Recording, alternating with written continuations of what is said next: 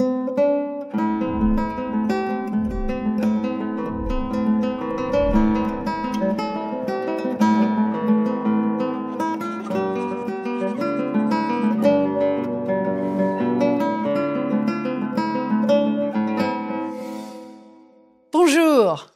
comment allez-vous? Moi, ça va, j'ai mon café. Ici, dans le studio, nous sommes le 22 décembre. Bien sûr, vous ne regardez pas cette leçon le 22 décembre. Sinon, quelle coïncidence! Quelle est la date aujourd'hui pour vous? Nous sommes le 12 juin, le 3 septembre. Ici, dans le studio, nous sommes le 22 décembre 2016. C'est le premier jour de l'hiver. Gla, gla, gla. Il fait froid. Et chez vous? C'est quelle saison? Le printemps? L'été? L'automne? L'hiver? Ici, nous sommes en hiver et il fait froid. Est-ce qu'il fait froid chez vous ou est-ce qu'il fait chaud? Ici, il fait froid. Mais je n'ai pas froid dans le studio. Il fait chaud. Avec les lumières, j'ai chaud. Et vous? Est-ce que vous avez chaud ou est-ce que vous avez froid?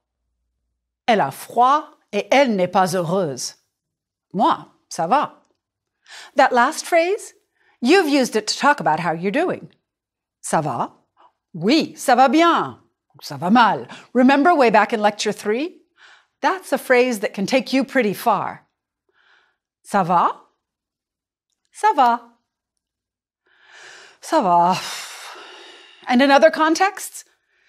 Est-ce que vous avez froid? Ça va. It's fine.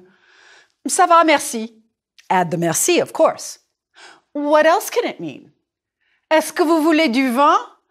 Merci, ça va. That means no thank you, or I'm good, as my students say. And in yet another context, imagine a rude person is pushing you in a line. Bon, ça va, hein?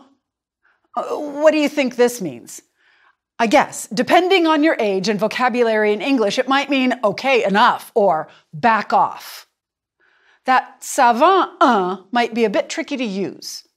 You, as a non-native speaker, need to be careful not to offend too much, unless you mean to. And if it's really a situation where someone is obnoxious, you can even say, oh, ça ne va pas? Ça ne va pas la tête? Oh. Look, we could stop the lecture right there. You've added all kinds of tools to your cultural toolkit. Mais non. In this lecture, you'll learn more about French holidays and especially about the vacations that go with them. We'll talk about days, dates, and years, and activities that people do while at home and away. You'll also talk about things you like to do. Finally, you'll learn how to make suggestions and give orders. Ça va? Okay, ça va. Continuons. Let's continue. I asked you a bit ago, quelle est la date aujourd'hui? And I bet you answered. Pour moi, attendez. Oui, aujourd'hui, nous sommes le 22 décembre 2016. Do you remember practicing numbers above 100? You learned that 100 is 100, 200 is 200, and 375 would be 375. You don't remember all of that? I'd be surprised if you did. Numbers and calculations are very hard to do in a language not your own. Here's a context for higher numbers that helped me to practice them. Years. To talk about years in French, you'll use either multiples of 1000 or multiples of 100. If I want to talk about when official holidays in France were established, here's what I can do. La fête nationale date officiellement de 1880 or 1880. Et la fête du travail? Le Sénat français désigne le 1er mai comme la fête du travail en 1919. En 1919. En for in. Pouvez-vous lire les années suivantes? Suivez le modèle. Le 1er mai, Le 1er mai est un jour férié à partir de 1919. Le 1er janvier?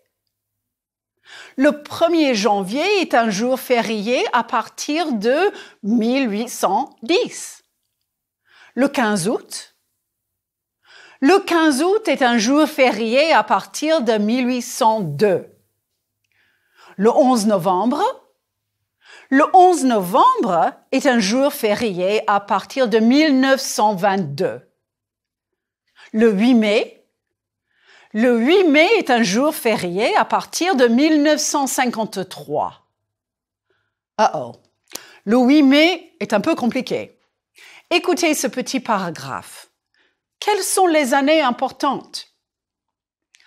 Les 7 et 8 mai 1945, l'Allemagne nazie signe en France et à Berlin la capitulation sans condition. En 1953, le gouvernement français déclare le 8 mai un jour férié et un jour de commémoration. En 1959, Charles de Gaulle élimine ce jour férié du calendrier officiel. En 1975, le président Giscard d'Estaing élimine son caractère commémoratif. Donc, de 1976 à 1980, le 8 mai est un jour normal. En 1981, sous la présidence de François Mitterrand, le 8 mai est, de nouveau, un jour férié et commémoratif. Une histoire compliquée, n'est-ce pas? By the way, all of these holidays have an impact on you when you travel in France. Official holidays are jours fériés, and many things are closed. Here's another important year. When did the French end up with 5 weeks of paid vacation per year? Paid vacation? Les congés payés. C'est en 1982 que le gouvernement français donne 5 semaines de congés payés par an à toute personne salariée. Donc, les Français partent souvent en vacances. Les vacances. Note that this is always in the plural. Les Français adorent partir en vacances. 55% des Français partent en vacances régulièrement. Mais quand est-ce que les familles partent en vacances? Souvent, une famille organise ses vacances selon le calendrier scolaire. Nous sommes à Strasbourg.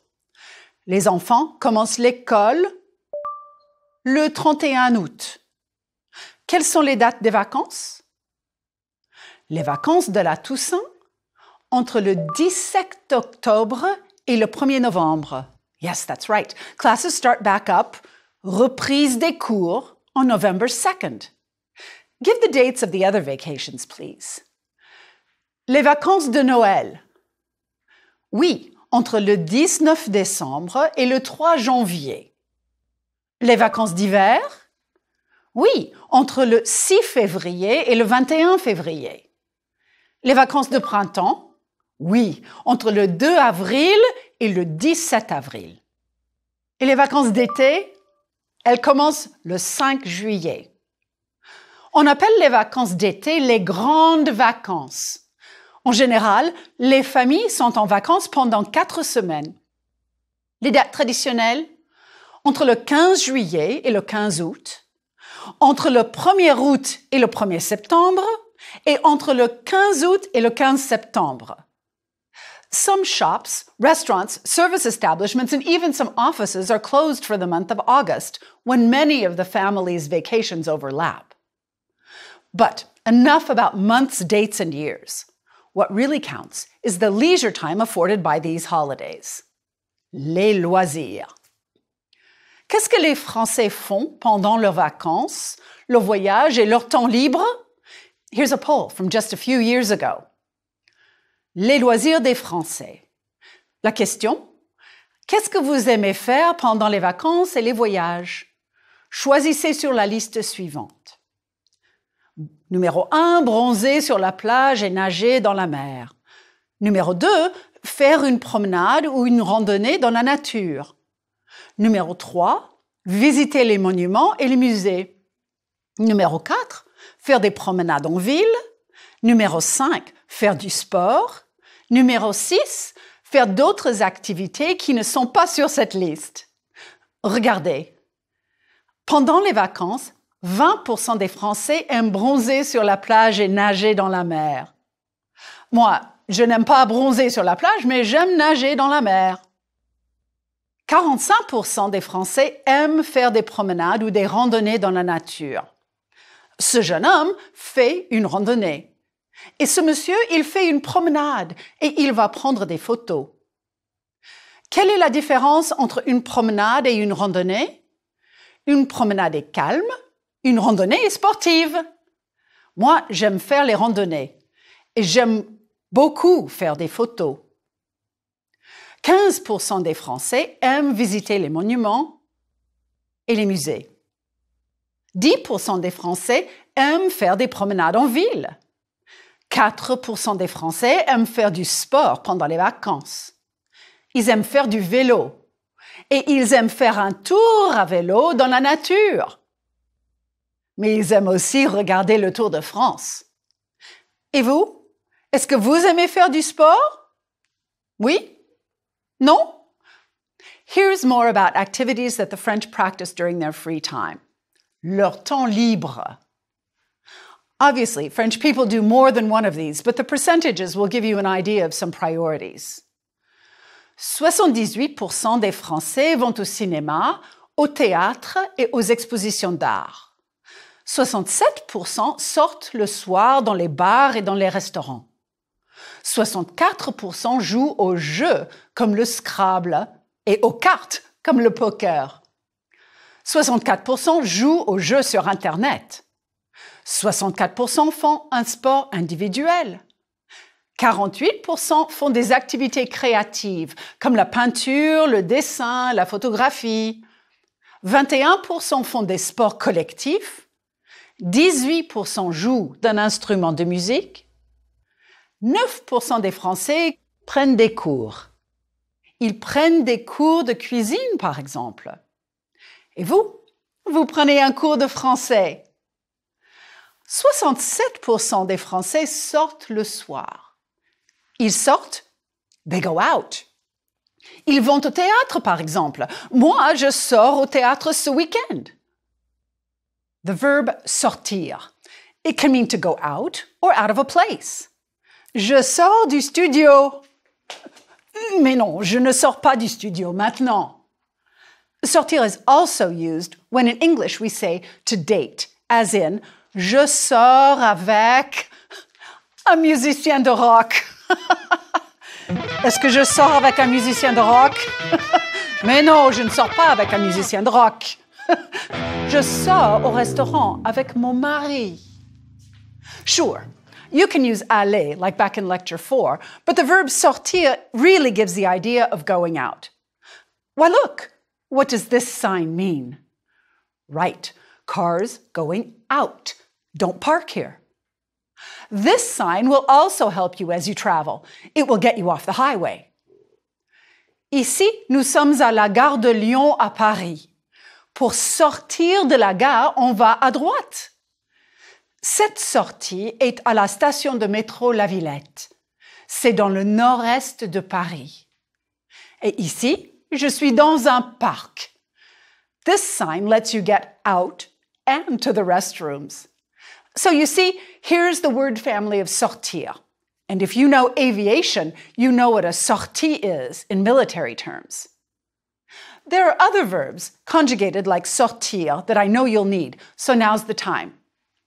My students' favorite verb in this category is to sleep, dormir. Let's take dormir as a model. Remember how we talked about the stem and endings of verbs? For example, visiter is the stem, has the stem, visite. And the endings are E, ES, E, ONS, EZENT. Je visite des musées. Nous visitons des monuments. Verbs like sortir and dormir use one stem for the singular forms. It's the first three letters of the infinitive D-O-R, dormir. And then you add the endings S, S, and T. So, Je dors, tu dors, il, elle, on dort. Okay, so far? But there's another stem for the plural. You take the first 4 letters of the infinitive, D-O-R-M-I-R, dormir, and then add the endings, O-N-S, E-Z, E-N-T. Nous dormons, vous dormez, il ou elle dorme. The ENT is silent, but it makes you pronounce the final consonant of the stem. Est-ce que les étudiants dorment en classe? Non. Now, follow the same pattern with sortir, to go out. Avec mon mari, nous sortons parfois au restaurant le mercredi soir. Here are 3 more verbs that work that way. Partir, to leave. Servir, to serve. Sentir, to smell. Le matin, je sers du café à mon mari. Quand mon fils sent le café, il arrive dans la cuisine. Nous partons de la maison à 8 heures. Mais, le jour de la fête des mères, ils servent le café. So, aller is to go, sortir is to go out, and partir is to leave. Monsieur et Madame sortent de la maison en pyjama pour prendre l'air. Mais est-ce qu'ils vont partir en pyjama? Certainement pas. It might help if you think of sortir as the opposite of entrer, and partir as the opposite of arriver. In French, you need the following formula if you want to use sortir and partir when talking about leaving a place. Le couple sort de la maison en pyjama. Ils ne partent pas de la maison en pyjama. Can you put the right form of a logical verb in the blanks? Dormir, partir, sentir, servir, sortir. Maman et papa sortent au restaurant quand ils ont du temps libre le week-end. Le jour de la fête des pères, nous servons un café à papa. Qu'est-ce que mon grand-père fait le dimanche après-midi? Il dort devant la télévision. Oui, papy dort, mais nous ne dormons pas. Nous voulons regarder la télévision. Carole sent le café. Et papy sent le café aussi. Ça sent très bon. Papy ne dort plus. This little scene was inspired by many Sunday afternoons in France. A nap followed by a strong cup of coffee? Perfect. But back to our list of leisure time activities. Another activity? Jouer, to play. It's a regular ER verb, even if it might look funny. Je joue, nous jouons, etc. When you talk about any kind of sport, you can use faire to talk about practicing that sport. Remember, nous aimons faire du sport. But to talk about a game like poker, the formula is jouer plus a, plus the article and the game. Le poker, il joue au poker. The same formula works for sports with rules and an opponent or opposing team. Le tennis, il joue au tennis. Vous jouez au golf? Il joue au foot. Il joue aux cartes. When you want to talk about playing an instrument, you use jouer de in just the same way. Il joue de la guitare électrique. Elle joue du piano. Une flûte. Voici Monsieur Chenet de Sobobadé au Sénégal. Il joue de la flûte. Mon fils et mon mari jouent de la guitare classique. Ils font de la musique. C'est une vieille photo, mais ils jouent toujours ensemble. Voici quelques instruments. Est-ce que vous jouez d'un de ces instruments? Prononcez, s'il vous plaît. La flûte, le saxophone, le piano, l'harmonica, la trompette, la guitare, le violon. If I asked you which instrument you play, you might say either moi, je joue de la flûte, or je ne joue pas d'un instrument. Et maintenant, une activité pour vous. Jouer à, jouer de. Le foot? Oui, il joue au foot. Les cartes? Oui, nous jouons aux cartes.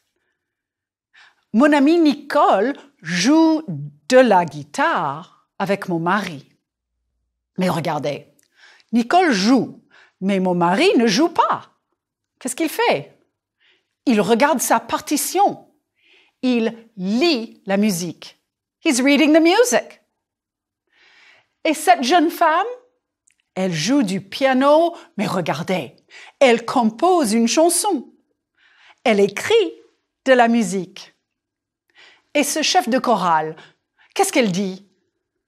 Elle dit « Chut ». Do you remember comment dit-on? Comment dit-on dinosaure en français? What? You forgot my dinosaur? Comment dit-on?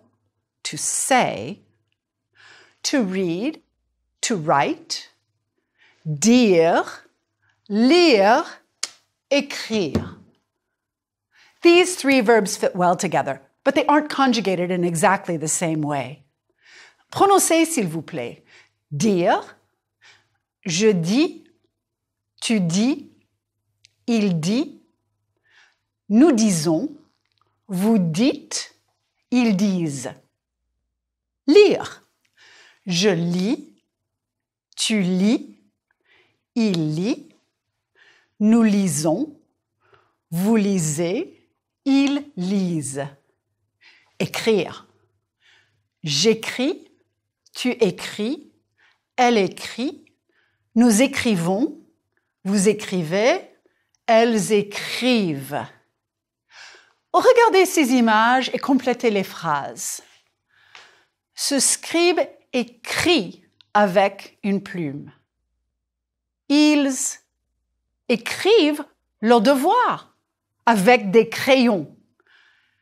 Elle écrit une carte avec un stylo. Il écrit un rapport avec un ordinateur. Vous écrivez avec un crayon. J'écris avec un stylo. Nous écrivons avec un ordinateur. Et vous? No, really, you. J'écris avec. That was for you to decide. And lire. Qu'est-ce que vous aimez lire? Mettez une forme de verbe lire pour compléter les phrases. Les grands-parents lisent un livre à leur petite fille. L'enfant ne lit pas encore très bien. Qu'est-ce que vous lisez? Est-ce que vous lisez un roman, comme Madame Bovary? Des poèmes?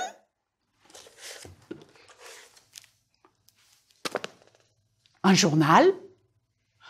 Je lis. Did you say je lis le journal? C'est une possibilité. Again, it's for you to decide. And let me suggest that you can always tell a little white lie. The idea, of course, is to practice. Moi, je lis souvent des romans policiers. Chut, ne dites pas cela à mes étudiants. Dans cette image, un homme écrit avec son stylo. Un autre homme lit son journal. Ben lit un petit livre avec Christian. Dans la famille, nous lisons tout le temps. Écrire, lire and dire, to say or to tell.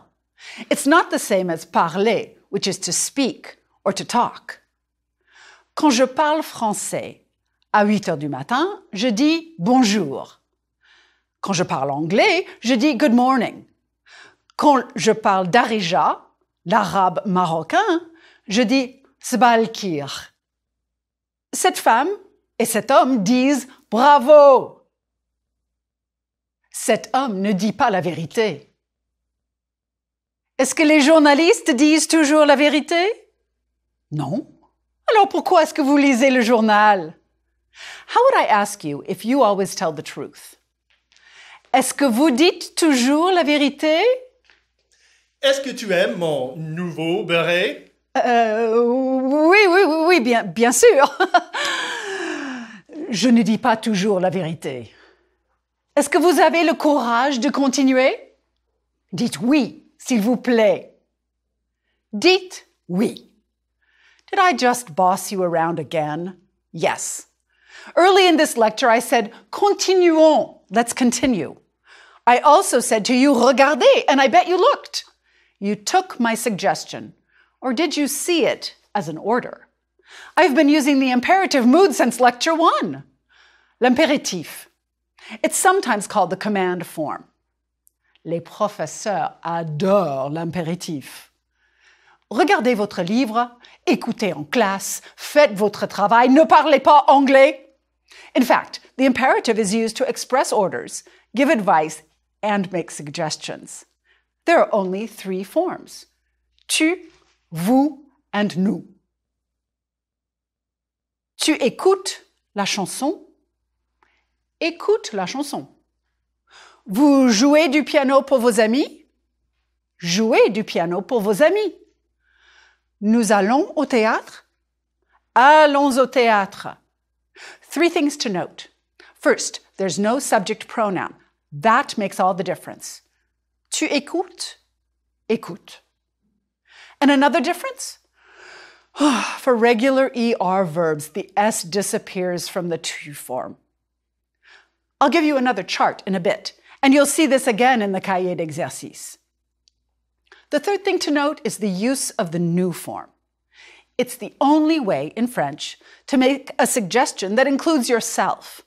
Let's plus whatever verb is how we do it in English. So instead of parler français to my class, I usually say parlons français. Then I get to participate too. And of course, I prefer allons à un bon restaurant to aller à un bon restaurant. I get to go too. Here's that chart I promised with regular ER verbs. Visiter, visite, visiter, visitons. Bronzer, bronze, bronzer, bronzons. The irregular verb aller is also like this. Aller, va, aller, allons. Uh-oh, if you're a dermatologist, you might not agree with my example, bronzer. So here's the negative. Ne bronzez pas.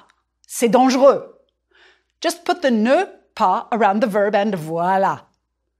For the IR verbs like dormir, the form corresponds to the regular present tense.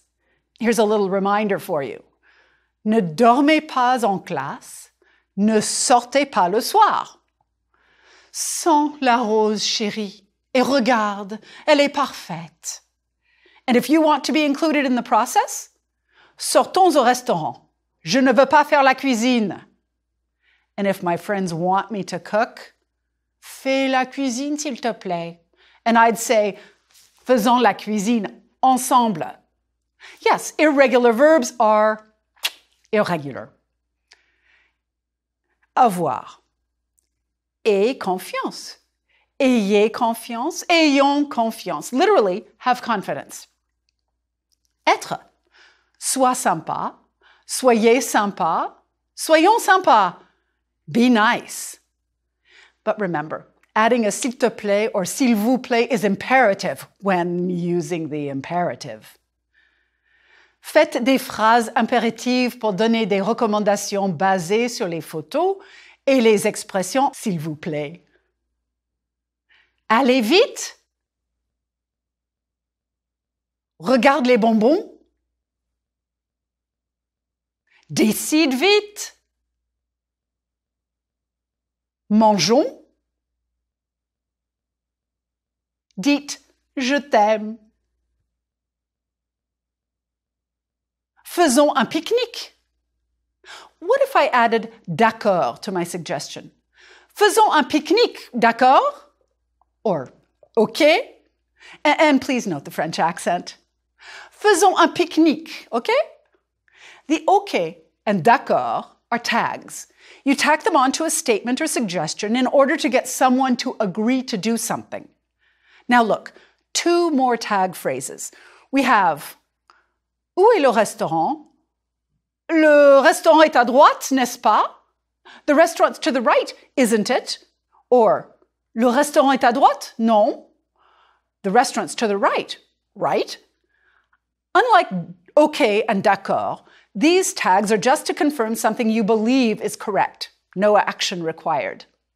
Can you pick the right tag to form the questions? D'accord ou n'est-ce pas? Vous avez faim? N'est-ce pas? Oui. Oui, les garçons disent mangeons maintenant, d'accord? Oui. OK and d'accord prompt some action. N'est-ce pas and non? Just confirm. N'est-ce pas? In this lecture, we talked a lot about activities, vacation activities, leisure activities, and how to get people to do them with you. As a last cultural note, according to a 2015 study by the research agency TNS Sofres, entitled L'Observatoire des loisirs des Français, leisure time activities are, above all, a chance to do things with other people and to create and reinforce relationships. Je cite, pour la majorité des Français, les sorties nocturnes ou culturelles s'envisagent forcément en groupe. When faced with a quote, with some unfamiliar words, what do? Panic? Mais non. Remember back in lecture 1, you can hear and see enough cognates and familiar words and structures to get the gist of the sentence. To envisage? I had never used that word in English before, but when I looked it up, there it was. To envisage, to plan or to consider doing. Forcément? The idea here is almost inevitably. But did it matter if you didn't understand this exactly? Mais non, pas du tout. So the main idea of this survey is that for the majority of French people, evening and cultural outings are considered things to do in a group. Quand vous lisez, ayez confiance. Et maintenant, regardez le cahier d'exercice. I'm a teacher. I just can't help bossing you around. Et à bientôt. Groupe 1. Vocabulaire. Les grands nombres. Écoutez et répétez, s'il vous plaît. 100 est multiple de 10 jusqu'à 200. 100, 110, 120, 130, 140, 150, 160, 170, 180, 190, 200. 100 est multiple de 100 jusqu'à 1000. 100, 200, 300, 400, 500, 600, 700, 800, 900, 1000. 1000 est multiple de 100 jusqu'à 2000. 1000, 1100, 1200, 1300, 1400, 1500, 1600, 1700, 1800, 1900, 2000. Les nombres à 4 chiffres et quelques fêtes nationales. Écoutez et répétez, s'il vous plaît. La fête nationale, c'est le 14 juillet. À partir de 1880. La fête du travail, c'est le 1er mai. À partir de 1919. Le jour de l'an, c'est le 1er janvier. À partir de 1810. La fête de la Libération, c'est le 8 mai. À partir de 1953 jusqu'à 1959. De 1981 jusqu'à maintenant. Grammaire. Sortir de. Je sors de la ville. Tu sors de chez toi. On sort du supermarché. Nous sortons de la poste. Vous sortez de la bibliothèque. Elles sortent de l'office de tourisme. Verbes utilisant cette conjugaison. Écoutez et répétez, s'il vous plaît. Sortir. Je sors de, nous sortons de. Partir. Je pars à, nous partons à. Dormir. Je dors, nous dormons.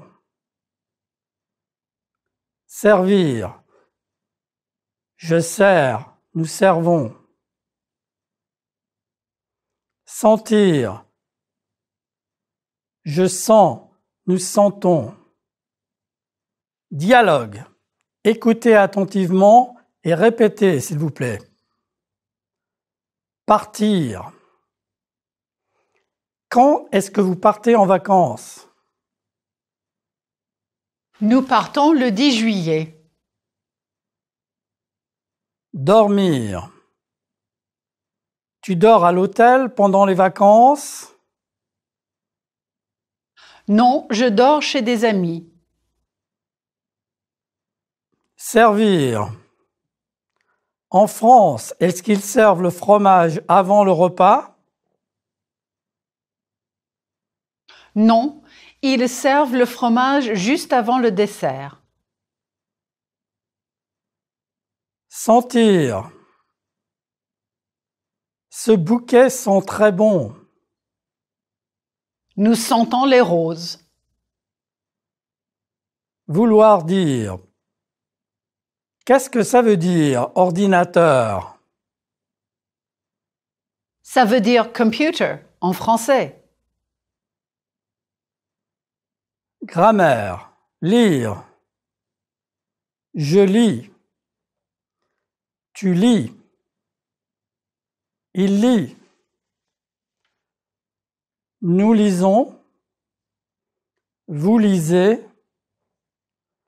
Elles lisent. Dialogue. Lire. Qu'est-ce que vous lisez? Nous lisons des poèmes. Tous vos amis lisent ces poèmes? Non, ils lisent des romans. Dire. Je dis. Tu dis. Il dit. Nous disons. Vous dites. Elles disent. Dialogue. Dire. Qu'est-ce que vous dites? Nous disons que l'école est importante. Tous les adultes disent la même chose. Écrire. J'écris. Tu écris. Elle écrit. Nous écrivons. Vous écrivez. Elles écrivent. Dialogue. Écrire. Vous écrivez à vos parents? Oui, mais nous écrivons sur l'ordinateur. Et vos parents? Ils écrivent des lettres. Grammaire. Impératif. Verbe régulier en ER. Visiter. Visite. Visitons. Visiter. Allez. Va. Allons. Allez.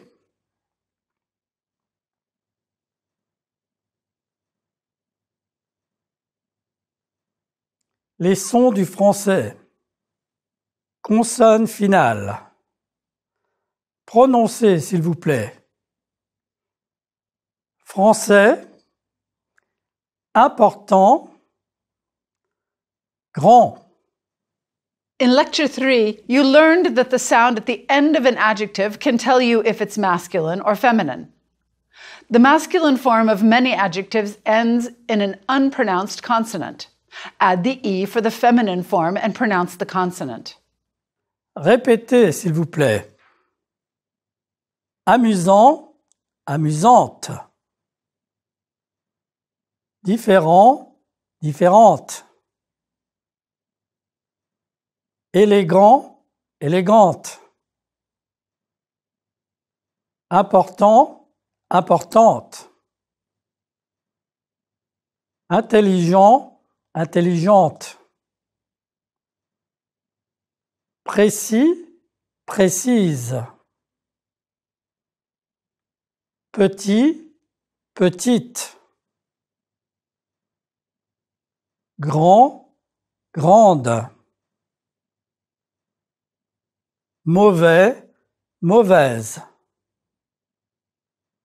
However, when a final X, T, D, R, S, or N is followed by a word starting with a vowel or with a mute H, a liaison takes place. You tie the final consonant to the vowel or to the mute H, as in the word If there is a D, it becomes a T sound. The mute H is explained in the language lab of Lecture 8. Prononcez, s'il vous plaît. Grand. Un grand jour. Un grand éléphant. Un grand homme. Mauvais. Un mauvais musicien. Un mauvais instrument. Petit. Un petit problème. Un petit accident. Deux. Deux fêtes. Deux ordinateurs. Deux hommes. Premier. Le 1er février. Le 1er avril. Another pattern to remember is that the final consonants are not usually pronounced unless they come before a word beginning with a vowel or a mute H, as in Prononcez, s'il vous plaît. Les vacances, les monuments, les restaurants. Beaucoup, assez, court. The consonants C, R, F, and L are sometimes pronounced. Prononcez, s'il vous plaît. Avril. Parc. Bonjour. 9. Répétez, s'il vous plaît. Nous n'avons jamais assez de vacances. Le 1er novembre est un jour férié. Le 1er avril est un jour amusant pour les enfants en France et aux États-Unis. Groupe 2. Compréhension. Lisez et écoutez. En été, beaucoup de Français partent en vacances. Certains lisent sur la plage, d'autres font des promenades à la campagne. Les Français lisent beaucoup de romans policiers. Ils écrivent des cartes postales. Parfois, ils jouent d'un instrument de musique. Sinon, ils jouent aux cartes ou ils font du vélo. Écoutez et répétez, s'il vous plaît. En été, beaucoup de Français partent en vacances. Certains lisent sur la plage. D'autres font des promenades à la campagne. Les Français lisent beaucoup de romans policiers. Ils écrivent des cartes postales. Parfois, ils jouent d'un instrument de musique. Sinon, ils jouent aux cartes ou ils font du vélo. Écoutez pour comprendre et répondez aux questions. En été, beaucoup de Français partent en vacances. Certains lisent sur la plage. D'autres font des promenades à la campagne. Les Français lisent beaucoup de romans policiers. Ils écrivent des cartes postales. Parfois, ils jouent d'un instrument de musique. Sinon, ils jouent aux cartes ou ils font du vélo. Vrai ou faux? Les Français ne partent pas en vacances. Faux. Les Français font du vélo sur la plage. Faux. Ils écrivent des cartes postales. Vrai.